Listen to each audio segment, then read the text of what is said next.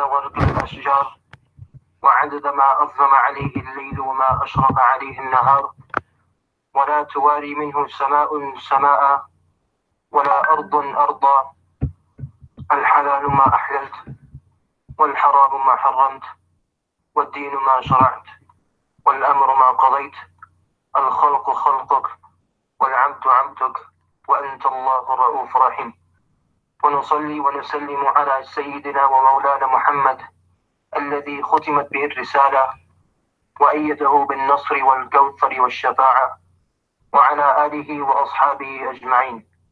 أما بعد، فقد قال الله تبارك وتعالى في كتابه المجيد بعد أعوذ بالله من الشيطان الرجيم بسم الله الرحمن الرحيم: شهر رمضان الذي أنزل فيه القرآن هدى للناس وبينات من الهدى والفرقان إلى آخره. وقال الله تعالى في مقام آخر: ولقد يسرنا القرآن للذكر فهل من مدكر.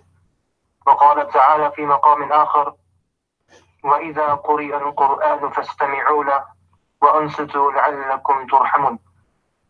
وعن عثمان بن عفان رضي الله عنه قال: قال رسول الله صلى الله عليه وسلم: خيركم من تعلم القرآن وعلمه.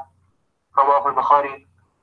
وعن أبي أمامة رضي الله عنه قال: سمعت رسول الله صلى الله عليه وسلم يقول: اقرأوا القرآن فإنه يأتي يوم القيامة شفيعا لأصحابه. رواه مسلم. وعن عمر بن الخطاب رضي الله عنه أن رسول الله صلى الله عليه وسلم قال: إن الله يرفع بهذا الكتاب أقواما ويضع آخرين. رواه مسلم. السلام عليكم ورحمة الله وبركاته. Now, before I commence today's topic, today's discussion, I would like to thank Zainab Center for giving me a chance, an opportunity to teach Quran in the month of Ramadan. Zainab Center is an organization for Islamic studies and spiritually based on classic traditional methodology. This institution is run by Alima Humaira Ahmed, principal of Zainab Center's Foundation Academy, and her husband, Sheikh Ahmed Damat Barakatuhu.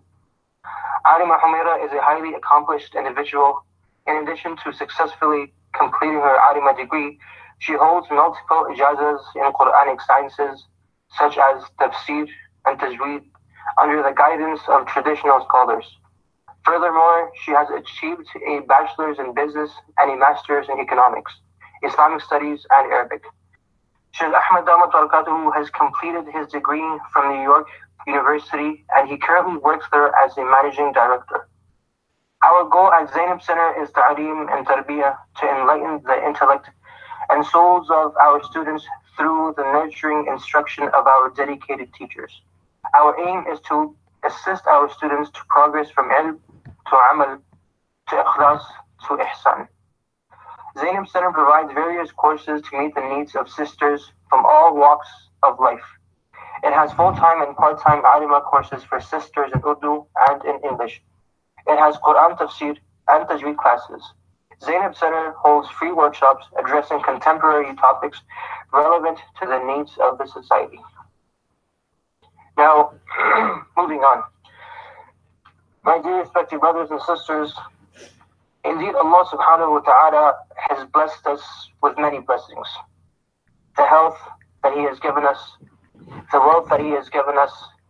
He has given us two eyes to see with, ears to hear with, feet to walk with, and the list goes on and on. Now, despite of having all these great blessings, and without a doubt these are great blessings of Allah subhanahu wa ta'ala, the greatest blessing that Allah subhanahu wa ta'ala has given us is the blessing of Islam, the blessing of Iman. As Allah subhanahu wa ta'ala says Himself, Inna ad-deen 'inda Allah al-Islam. The only way of life, the only accepted religion in the eyes of Allah subhanahu wa ta'ala is the religion of Islam. Once, a person by the name of Sa'za ibn Najiyah approached Rasulullah sallallahu alayhi wa sallam and said, Ya Rasulullah, inni amiltu a'malin fil jahiliyyah fahilli fiha min ajr. Ya Rasulullah, I have done an act at the time of ignorance, so will I be rewarded? Will I be recompensated?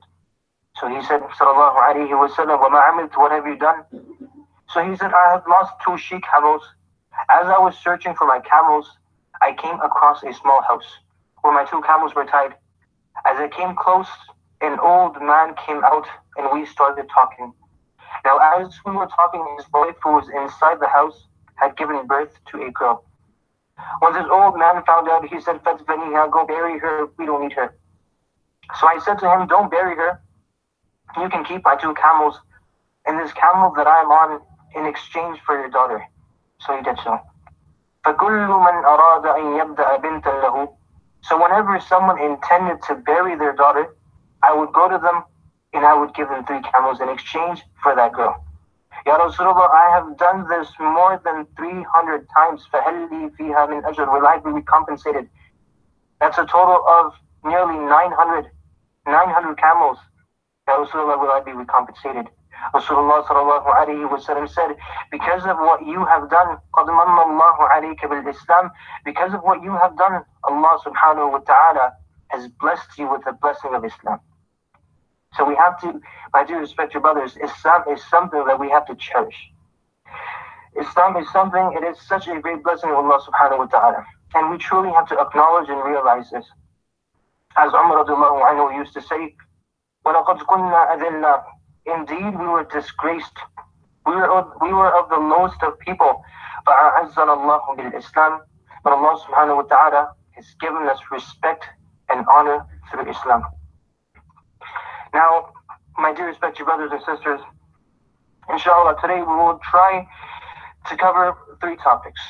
As today is the introduction, today we will cover the love of Allah subhanahu wa ta'ala, the greatness of Allah subhanahu wa ta'ala. We will talk about Quran as well as preparation for Ramadan. Now, my dear respected brothers and sisters, the biggest problem we are facing today, the biggest problem we are going through today, the biggest concern that parents have today for their children is not that the child is not reading Quran. It is not that the child is not fasting in the month of Ramadan. These are problems. But in comparison to what I'm about to say, these are minor problems, not major problems. So there are parents today who say, my son does not feel like going for Umrah. He does not feel like going for Hajj. But the biggest problem, my dear respected brothers and sisters, we face today is my child, whether it be my son, my daughter, is running away from Islam. Running away from Islam.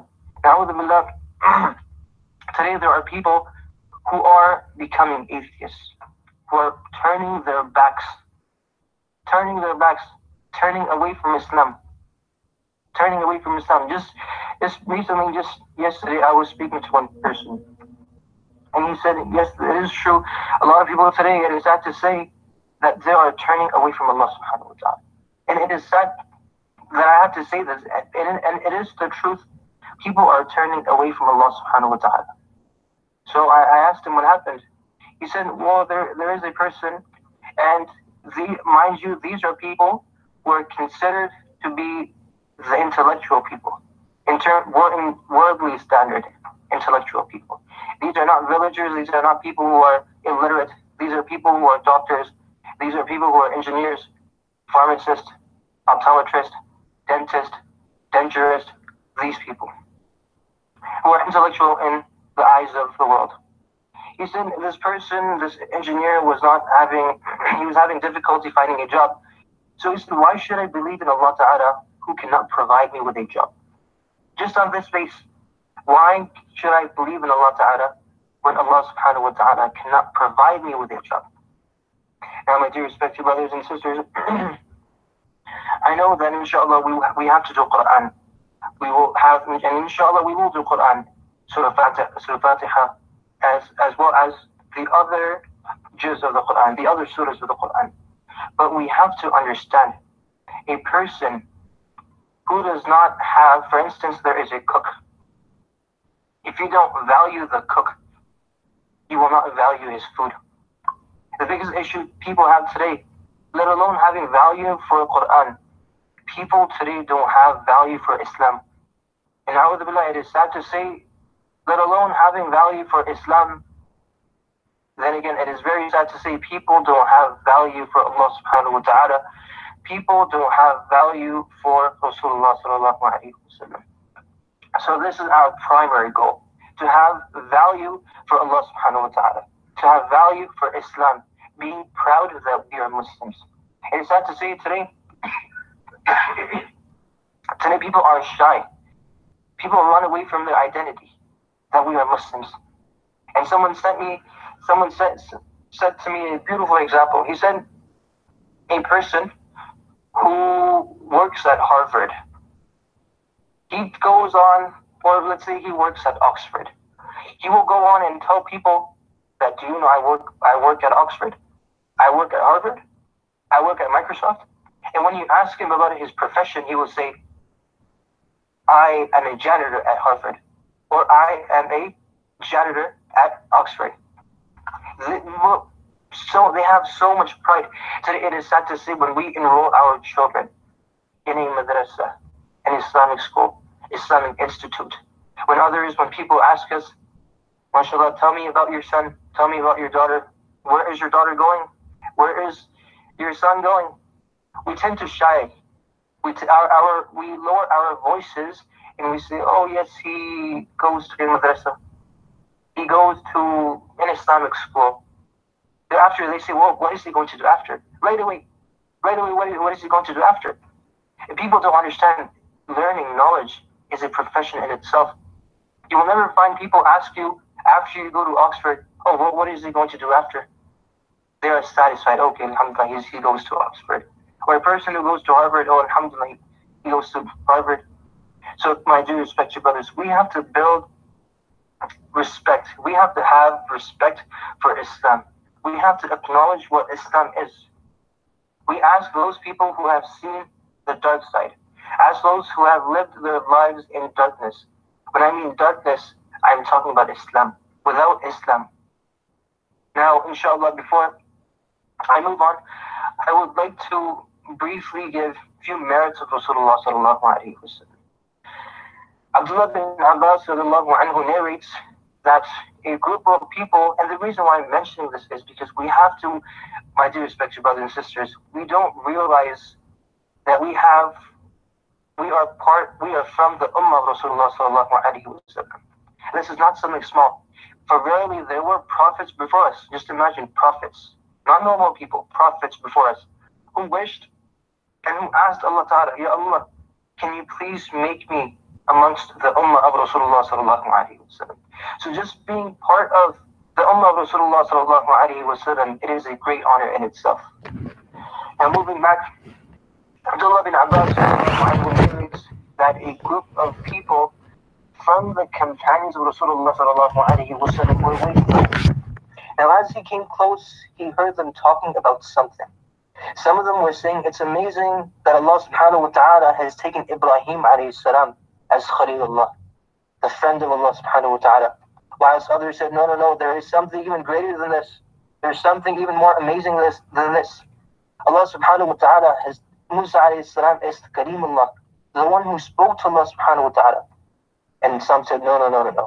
There is something that's even greater than this. Isa alayhi salam is Ruhullah, the spirit of Allah subhanahu wa ta'ala. This is greater. Whilst others said, no. It has to be Adam alayhi salam. This is the greatest of merits, Adam alayhi salam. Adam alayhi salam, Allah subhanahu wa ta'ala had chosen Adam alayhi salam. And Rasulullah sallallahu alayhi wa sallam, subhanAllah, he was just observing everything, listening to everything. And when he approached them, he said, قَدْ سَمِعْتُ كَلَامَكُمْ وَعَجَبَكُمْ. Indeed, I have heard your speech and your amazement, your astonishment. As for your statement, Ibrahim alayhi salam being Khalilullah, wa huwa kadharik, he is the friend of Allah subhanahu wa ta'ala. As for Musa alayhi salam is Karimullah, wa huwa kadharik, and he is such. As for Isa alayhi salam, Ruhullah, the spirit of Allah subhanahu wa ta'ala, wa huwa kadharik, and he is such. As for Adam alayhi salam, indeed Allah subhanahu wa ta'ala chose Adam alayhi salam, wa huwa kadharik, he is such. As for myself, أنا حبيب الله ولا فخر. As for myself, I am the beloved of Allah subhanahu wa ta'ala, and I have no pride. I take no pride in this. وأنا حامل لواء الحمد يوم القيامة ولا فخر.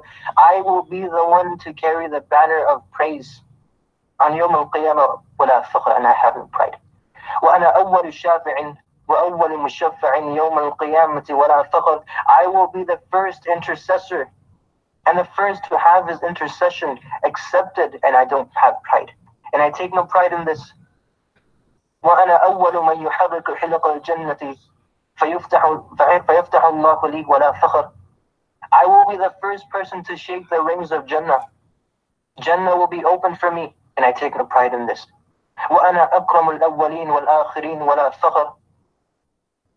I am the most noble amongst the first ones and the last ones, and I have no pride in this. And this is Rasulullah sallallahu alayhi wa sallam. On another occasion, Rasulullah sallallahu alayhi wa sallam asked Allah subhanahu wa ta'ala, Ya Allah, indeed Ibrahim alayhi salam is Khalilullah, the friend of Allah subhanahu wa ta'ala. Musa alayhi salam is Kalimullah, the one who spoke to Allah ta'ala. Isa alayhi salam is Ruhullah, the spirit of Allah subhanahu wa ta'ala. Dawood alayhi salam, وَأَلَنَّا لَهُ الْحَدِيدِ. He was able to mold and soften iron with his hands. Sulaiman alayhi salam, the wind and the jinns were made subservient to him. So, Ya Allah, فَمَاذَا جَعَلْتَنِي, Ya Allah, what have you given me? So Allah subhanahu wa ta'ala replied by saying, أَوَلَيْسَ قَدْ أَعْطَيْتُكَ أَفْضَلَ مِنْ ذَلِكَ كُلِّهِ. Have I not given you something that is even greater than all of this? Have I not given you something that's even greater than this? So Allah subhanahu wa ta'ala, so Rasulullah sallallahu alayhi wa sallam said, what is this? Allah subhanahu wa ta'ala replied by saying, أَلَّا أُذْكَرُ إِلَّا ذُكِرْتَ مَعِي. That until Yawm al-Qiyamah our names will be mentioned together and they will not be separated. وَأَعْطَيْتُكَ كَنْزًا مِنْ كُنُوزِ عَرْشِي. And I have given you a treasure from the treasures of my arsh, from the treasures of my throne. لَا حَوْلَ وَلَا قُوَّةَ إِلَّا بِاللَّهِ. And today, my dear respected brothers and sisters, whenever you see the name of Allah subhanahu wa ta'ala, you will find the name of Rasulullah sallallahu alayhi wa sallam. The first kalima, La ilaha illallah. There is none worthy of worship besides Allah subhanahu wa ta'ala. Muhammadur Rasulullah. Rasulullah sallallahu alayhi wa sallam is his messenger. Second kalima, Ashhadu an la ilaha illallah. The name of Allah subhanahu wa ta'ala is there. Wa ashhadu anna Muhammadan abduhu wa rasuluh. The name of Rasulullah sallallahu alayhi wa sallam is there. So my dear respected brothers and sisters, this is something that we have to truly acknowledge. We truly have to acknowledge what is ahead of us. And it is sad to say that today people are running away from Islam. The love of Islam is not there. And I do say somewhat of the blame falls on to the shoulders of parents as well. The parents as well. The student, the child as well, but the parents as well.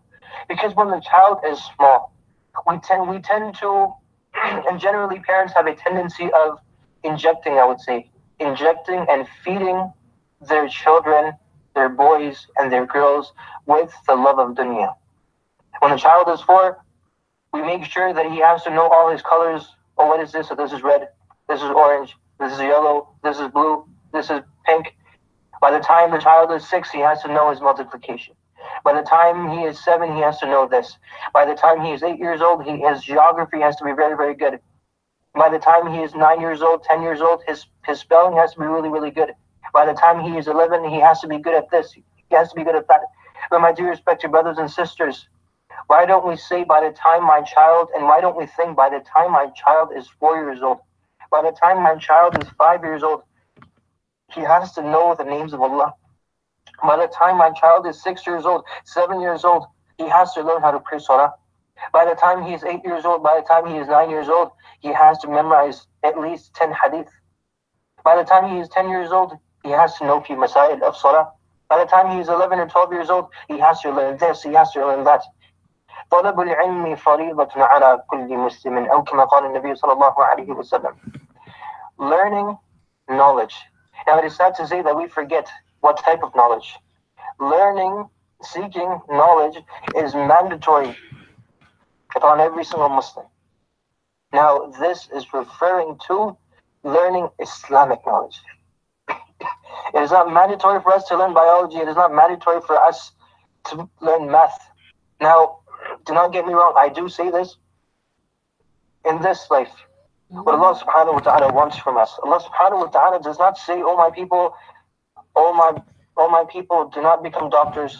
Oh my people, do not become engineers. Oh my people, do not engage yourself in worldly business, in worldly meetings. No, Allah ta'ala does not say this.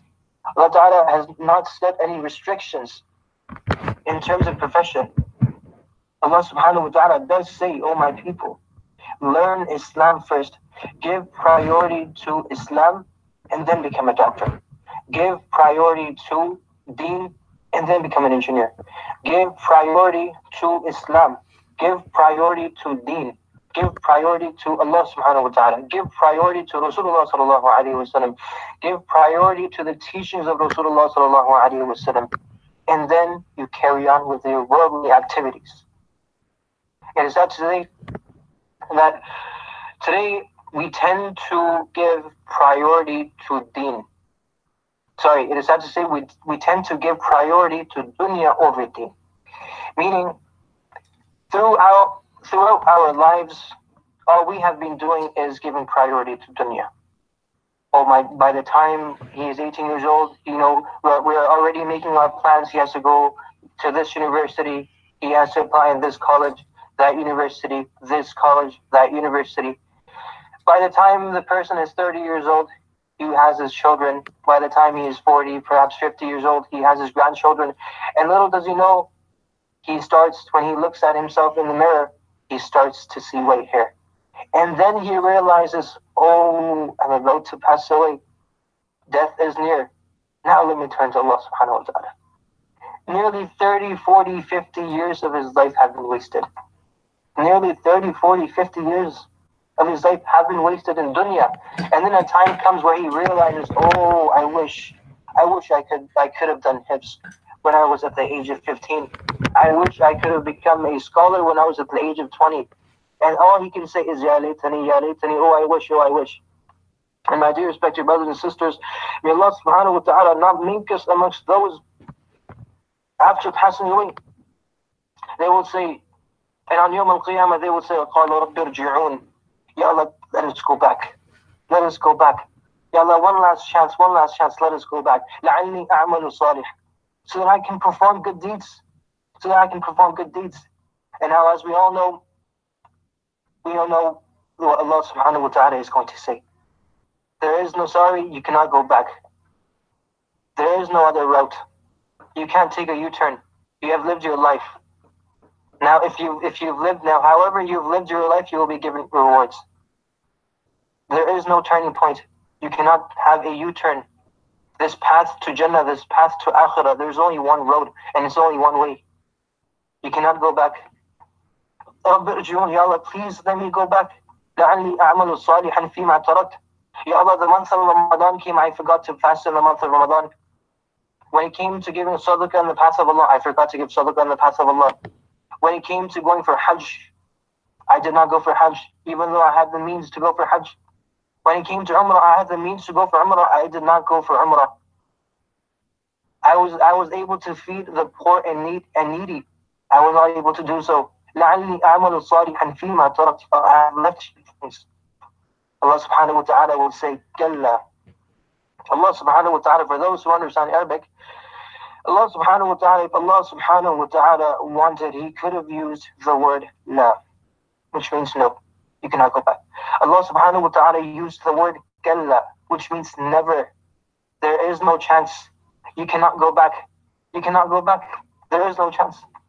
And after the people of those dwellers of Jahannam, when they will be in Jahannam, and may Allah subhanahu wa ta'ala not make us amongst the dwellers of Jahannam. Ameen.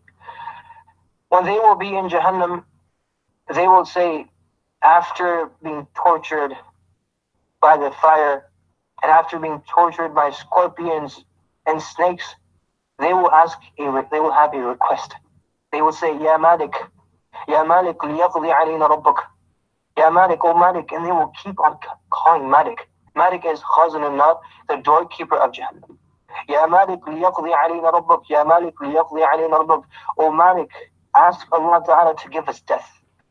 Ask Allah Ta'ala to give us death.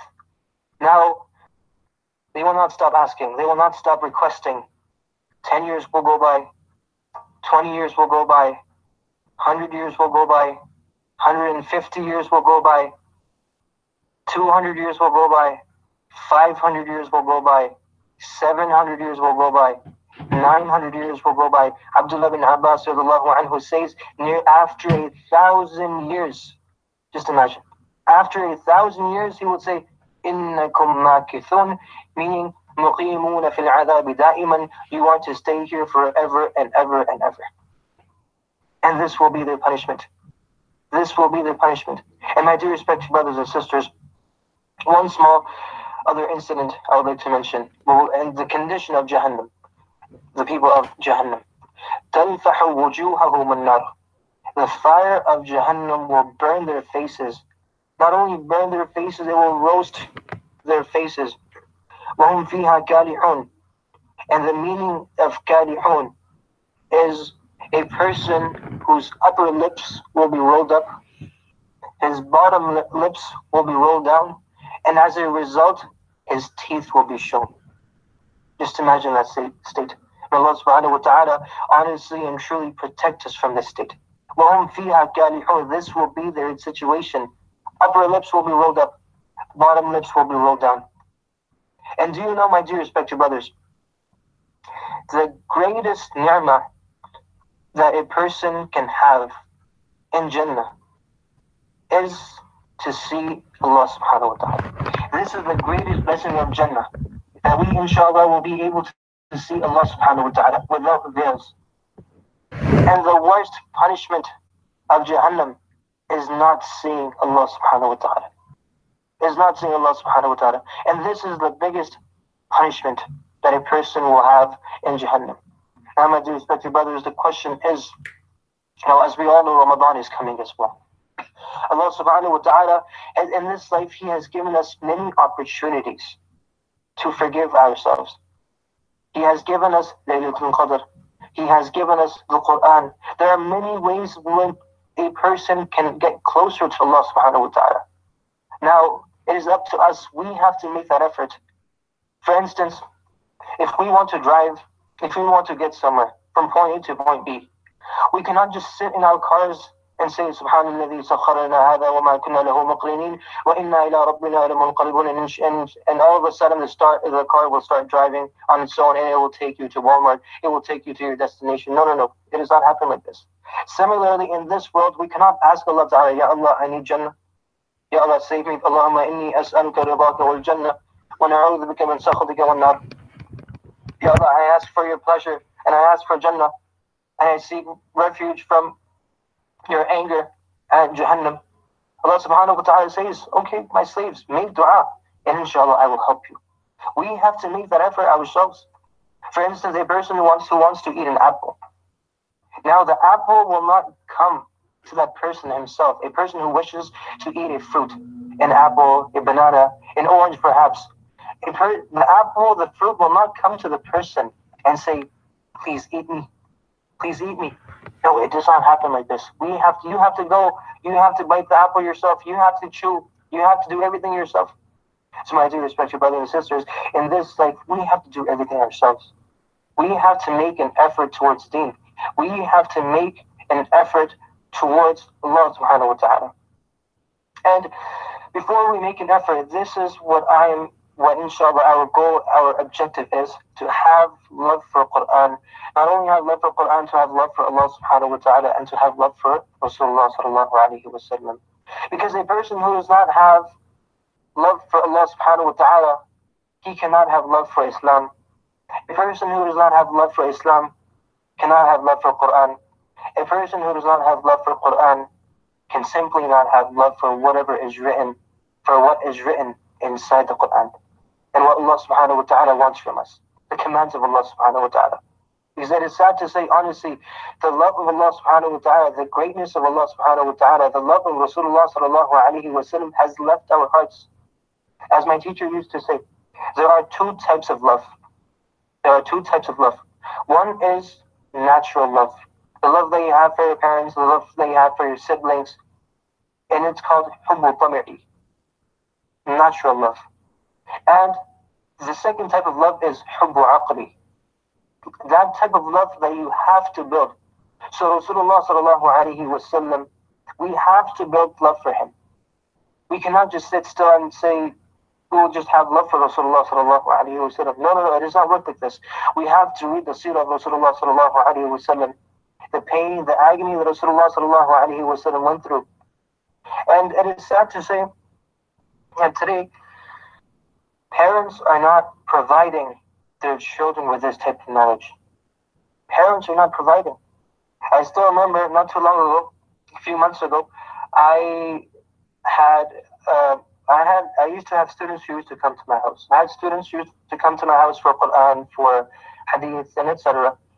So after class, we would play a small game, Hangman. And this is a game that we would play. So now what happened, and every time it would be something irrelevant. It would not be Islam related. So one day I said, let me keep this Islam related. So the category was companions. Sahaba Rasulullah sallallahu alayhi wa sallam. So now they were astonished. They were looking at one another and they were saying, Sahaba? Who's a Sahaba? And one of them, I still remember till today, one of them said, oh, yes, I know, sorry, I know Sahaba, I know who was companion of Rasulullah sallallahu alayhi wa sallam is. Musa alayhi salam. Musa alayhi salam is a Sahaba. And one of them actually said Rasulullah sallallahu alayhi wa sallam himself is a Sahabi. This is our situation. My dear respected brothers and sisters, when we enroll our children into an Islamic school, it is not only up to the teachers to provide them with Islamic knowledge. It is up to the parents as well. Now, alhamdulillah, when the students are in madrasa, when the students are enrolled in Islamic institutes, Islamic organizations, alhamdulillah, the knowledge is being provided. But what are they doing at home? Are they listening to Quran at home? Is there ta'aleem being done at home? Are there any halaqas, any gatherings of knowledge? Are there any gatherings of Sahaba? Are there any topics discussing prophets, discussing companions of Rasulullah sallallahu alayhi wa sallam and who they were? So my dear respected brothers and sisters, my humble request is that, on a side note, if we can do this, inshallah, it will be beneficial for us. On the side, I'm not asking for 4 or 5 hours, but the best of deeds in the eyes of Allah subhanahu wa ta'ala are those that are done with consistency, even if they may be little in number. So we don't have to do 4 hours of ta'aleem in the house, 5 hours of ta'aleem. We have to make sure our children listen to Quran at home for 2 hours. No. 10 minutes, 15 minutes. We have to divide our time. This is why Allah subhanahu wa ta'ala, Allah subhanahu wa ta'ala created the skies and the earth in how many days? In 6 days. Now, as we all know, Allah subhanahu wa ta'ala did not need 6 days to create the earth and the skies. Allah subhanahu wa ta'ala could have said kun fayakun, and all of a sudden everything would have been there. The earth, the skies, the stars, everything. But Allah subhanahu wa ta'ala, ulama say, scholars say, Allah subhanahu wa ta'ala is showing us something here. How to be organized. The first day, this was created. The second day, this was created. Third, that. Fourth, this was created. Fifth, this was created. And on the 6th day, this was created. Everything was completed. This is what Allah subhanahu wa ta'ala is telling us. How to be organized. So, one small advice is, for a few minutes, for perhaps 5 minutes, we can get together, talk about Islam. We can get together, talk about Quran. We can get together and talk about different issues regarding salah, masail in salah. For instance, a person who forgets to recite Surah Fatiha, what happens? The person who forgets to recite at-tahiyyat, what happens? These are small things, but we don't know. And this is something that, my dear respected brothers, we have to build. in our homes, in our houses. Now, moving back, and like I mentioned earlier, I will, inshallah, throughout this class and throughout the month of Ramadan, our goal is and our objective is to focus on the importance of Quran, the importance of the month of Ramadan, as well as the importance of Allah subhanahu wa ta'ala. My dear respected brothers, like I said before, if the love of Allah subhanahu wa ta'ala is not there, then we will not have love for Islam. We have to, our goal is Allah ta'ala. Man wajad Allah wajada kulla shay'in. A person who has attained Allah ta'ala, he has attained everything. He is not in need of anything else. وَمَنْ فَقُدَ اللَّهَ فَقُدَ كُلَّ شَيْءٍ. And a person who has lost Allah ta'ala, indeed he has lost everything. So our primary goal is Allah ta'ala. Rasulullah sallallahu alayhi wa sallam. Thereafter, having love for Islam, taking pride that we are a Muslim. And I'll just share a small story with you. Not too long ago, I was heading towards downtown, and I was going on a bus. So as I was sitting and alhamdulillah, I had the Muslim hat. I was wearing my hat, my topi, I had my jibba on, and I sat down. So right across from me, there's an old lady. And mind you, this was not a Pakistani lady, an Indian lady, born here, raised here. Her children were born here, and she was actually a grandma. Grandchildren were born here too. A completely non-Muslim lady, non-Muslim family. She was sitting right across from me. So when she saw she called it a dress. She said, "What is this dress? I really like this dress." And she stood up, sat right next to me, and we started talking. Now when her stop came, she got off, and she was really impressed by the clothing. Another person came, and he happened to sit right next to me. He sat right next to me. He looked at my hat. And he said, "Wow, what is this? I've never seen this hat before. It is so beautiful." And the point, my dear respected brothers and sisters, that I'm trying to make here today is sad to say, when we go back home, or let's say when we go to a party, or we go to a seminar, and if we are wearing the Muslim attire, and this is something that we need to take pride in, wearing the hat, following the sunnah of Rasulullah sallallahu alaihi wasallam, covering our head, wearing a kurta, wearing a jubba.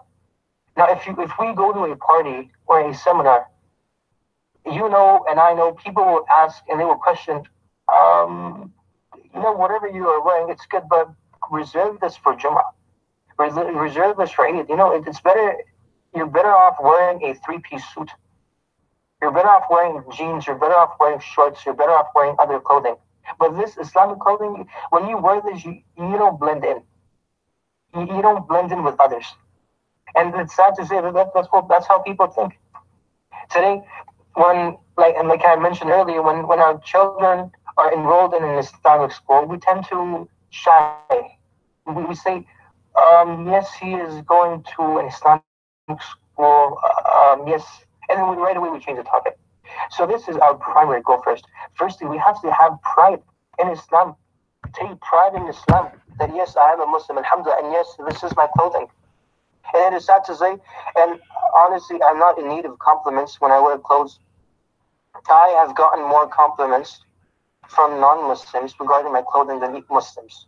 I have actually received more, you can say, I actually have been insulted by by our own family members, by Muslims, for wearing an Islamic clothing, for wearing a hat, for wearing a jubba, for wearing a kurta.